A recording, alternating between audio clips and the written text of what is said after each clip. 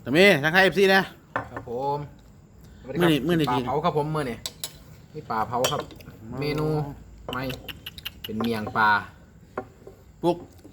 ได้ FC ก่อน สวัสดีจ้า แซ่บบ่ปุก แซ่บจ้า เตา สวัสดีครับ ไอ้นี่ทั้งหวัดดีทั้งวางแก้ว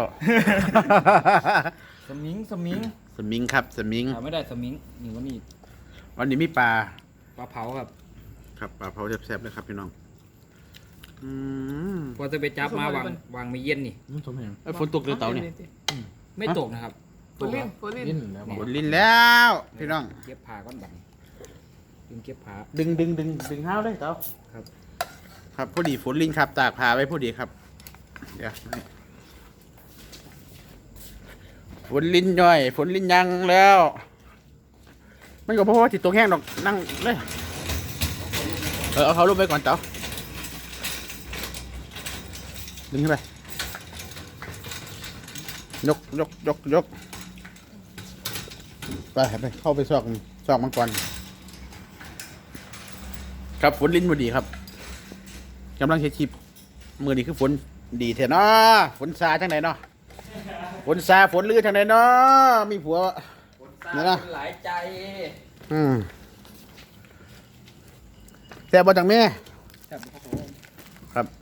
กินของไทยเที่ยวไทยครับ ครับผม อ๋อมีหยังสิฝากถึงแฟนคลับบ่ ได้บรรยากาศได้บัดดินั่งกินกลางฝน ลิ้นเนี่ยเงียบเลย กินน้ำเปล่านะทำไม ผสมนิดนึง โอ้เนาะขาดบ่ได้จริงๆตัวนี้นะ เมื่อกี้เสื้อลายยามันไปกัดใส่น้ำแท่นกระเดียวกันใส่กระลิ้นเพี้ยวๆมาเลย อีเที่ยวไป เออ ใส่เสื้อลายมันเจ็บมันกัดท้อง แล้วไปเทก็ยังว่ากัดกระเพาะด้วยเนาะใส่พุทโธดาน้ำ ก็เข้าบางนะ โอ้ยถ่ายจะตอนยกกัน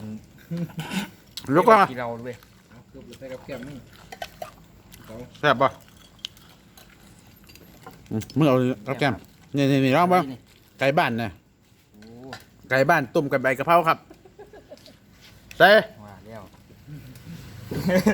ม เอามัดไว้ในตู้เย็น มีคองเดี๋ยวหาเนื้อมันก่อนมีคาฟัน ครับ มีหลากอะไรด้วยนี่หลากหอมนี่ครับเอาข้าวเหนียวใส่ข้าวเหนียวใส่เด้อ โอ้ยบ่ครับคนเนี้ยบ่เอามันยิ่อิ่ม เด้อครับเมียงปลาครับเผาปลาพักหลายๆครับพี่น้อง เนาะ คุณกับตกครับทายจีบจบบ่เนาะจบอยู่ดอกว่า โชคแรงครับไปมาแล้ว เม็ดที มันกาทุกแดงเลย ผักกาดครับแซ่บบ่จังแม่ แซ่บครับผมแซ่บดูยิ้มทองให้ยิ้มให้ไร น้ำปากน้ำแล้วถิ่นด้วยปากนะใส่ตู้เย็นไว้แล้วอุ่นห้อง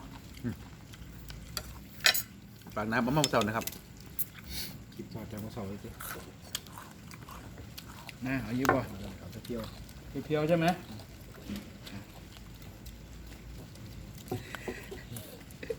ใส่ไว้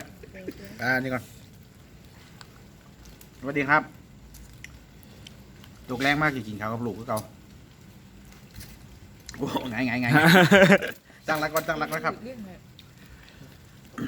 ปลาเผาเนาะปลาเผาแล้วก็มี มีผัก มีผัก สมุนไพรครับ สมุนไพรแต่ว่าสมิงแต่ว่าผมก็กินไปถ้าบ่กิน ผมก็แขนสภาพนึงเชียวครับนั่งขอบปลาครับ สุดยอดใช่ไหม ครับ ชื่อดีนะ เดี๋ยวหันถ้าคุณสภาพก็มาเต็มร้อยแล้วก็ทีได้ดูไปเรื่อยๆการทำคลิปแล้วก็ทีกินเที่ยว ช่วงนี้ก็ลูกพี่ลูกคนอยู่ครับเนาะท่านใดกับคอยติดตามเป็นหนุนตาม ครับผมกินตาปลาครับ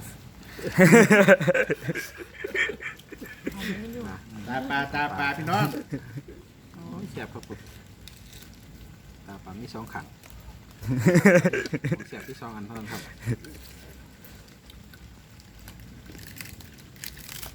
พักไปทั้งคู่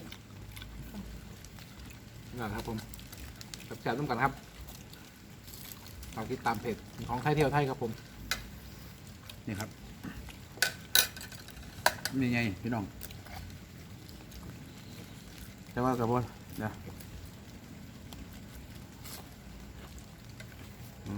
เสียบบ่ครับ แซ่บครับ โพลิน มันมีแห้งหรอ ได้บรรยากาศคักวันนี้ นะครับ ฝนละลืมพร้อม วันละลิ้น คนละลืมคนละโคราชเขาว่างในก่อน ฝนละลืมเลยครับ วันละลืมที่เมืองหลวงนะ ฝนละลืมที่โคราช เอาวันละลืมที่สมุทรปราการว่างเนี่ยย่อมันเดี๋ยว ครับ ลองฟังหน่อย โอ้ยลองบ่เป็นยังทันได้ฟิว ฮะ เดี๋ยวรอได้ฟิวก่อน ไม่ได้ฟิวมันก็สีเดียวช่วงอยู่ห้ามได้ฟิวต่อ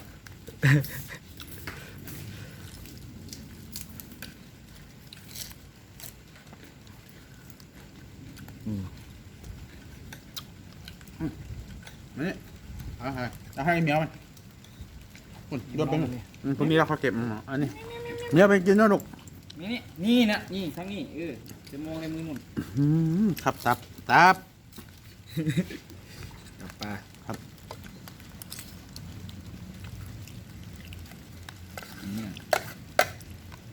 แซ่บครับต้องกินได้ใช่ไหมครับพี่น้องครับ โอ้ยเริ่มแดงแล้วเด้บัด ผมจะโตแล้วพี่น้อง เริ่มแดงคันแล้ว แป้งบ่ทำหนึ่งได้บ่เราหยอกมันเราห่างออกมาแล้วเรื่องแต่มาห่างผลเป็ดไง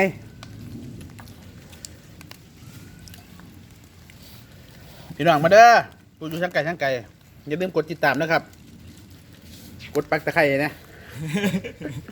ปักตะไคร้ไว้ครับน้ำยิ่ท่วม ตั้งอุดกับมีแมวเลี้ยงด้วยเหมียวครับหลงมาแมวดำตัวเล็กๆตัวหนึงอยู่นี่สงสารจะได้เลี้ยงไว้ซื้อหัวอาหารมาให้กินครับดันโลกด้วยกัน ตาปลา มันเอาไปเลี้ยงมันกิน แซ่บของแซ่บ แสบเนาะอืม มันคือเค็มเฮ้ย เกลือเนี่ยอบเกลือไง ครับแสบคือเก่าเลยพี่น้องเลยนี่ครับสุดยอดปานย่างใหม่ๆตั้งเตาไปซื้อมาใส่ตั้งเตาซื้อมาใส่ตั้งเตา อยู่หน้าบ้านเลยหน้าหมู่บ้านพี่เท่ไหมชื่อหมู่บ้านเลย นั่นแหละ หมู่บ้านไหม เตาจะมาปากน้ำมาชิมให้เอฟซีดูหน่อยนี่เรียกร้องอยู่เอามาอย่างปากช่างเตากินบุบบับบุบบับดีอะเดี๋ยวต้องหาปากน้ำจริงๆด้วยช่างเตาเป็นปากบุบบับบุบบับคำโตๆให้ช่างเตากินอ่ะคำโตๆเลย มันปากมันกินหน้าอร่อยนี่อ้าวมีคนมาคอมเมนต์อยู่คำใหญ่ๆตัวๆปั๊บแซ่บปะแซ่บไหมน่ะ แทบครับ ฮะต้องถามจังหวะกินจะแซ่บปะ แทบครับ รสชาติเป็นยังไง มันยังไงอ่ะ คิด กลมกล่อมกลมกล่อม พูดไม่ได้ รู้แค่ว่าอร่อยครับ อร่อยเนาะ อร่อยคือเก่าแล้ว เบิ่งครับแล้วนี่ตะไคร่เนาะไม่มีตับมันเนาะทำเนาะ เขาอบขีบมันออกดอกบุคืออยู่บ้านเองนี่ปีมันทำ เดี๋ยวเขาไปซื้อมาเป็นตัวอีกดีกว่าไหม อยู่ในข้อที่สามแล้วเขาขูดอันดำมันออกก่อน อืมแซ่บครับหวาน เบาเนี่ยมันว่าหนา สุดยอด ไอ้ว่ามันบางนี่มันบ่บางเล่นผล นัดเลย คนก็เลื่อนจะลิ้นแล้วเขาก็เรียกว่าดี บอกลาแฟนคลับจะมาเอาว่าดี ครับสวัสดีครับ ปุ๊บ ส วัสดีจ้า สวัสดีครับผมฝาก ครับ กดติดตามด้วยครับผม ครับกินของไทยเที่ยวไทยเนาะ ครับผม ครับฝนตกครับฝนตกไทยคิดมือได้ฝนตกมือนั่นครับผม ฝนตกครับฝนละเล่นแล้วป้าขับรองเท้าจอดเที่ยงกันเพื่อปั่นร้านขายรองเท้ามุนครับในกี่เท่านั้นเลยครับแต่ผลมากคุณเลี้ยงกับไรทรายเลยครับ เนี่ยอันนี้ขึ้นแล้วตัวแป๊บเดียวเอง นี่นั่งนี่ น้ำยาเนี่ยขึ้นแล้ว คุณไม่เปิดนะ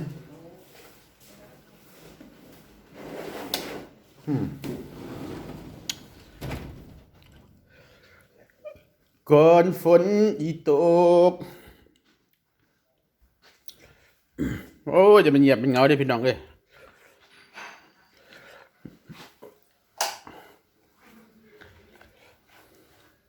ลูกลงมาเล่นน้ำครับ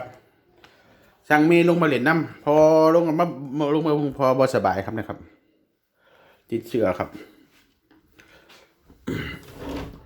ครับก็คลิปนี้ก็ขอเดี๋ยวผมลืมบอกFCนี่ครับ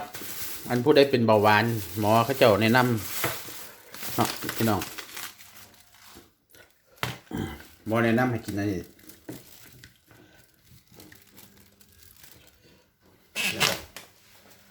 หมอแนะนำให้กินอันกาแฟดำกาแฟบ่มีน้ำตาลนะครับเฮาเทแล้วเฮาเทใส่แก้วเลยปั๊บแล้วเฮาก็ส่งคือกินแท่น้ำกาแฟจักช้อนหนึ่งเอาน้ำใส่จักเต็มแก้วสุดยอดครับแซ่บครับ ครับ ขอจบคลิปเพียงเท่านี้นะครับผมสวัสดีครับ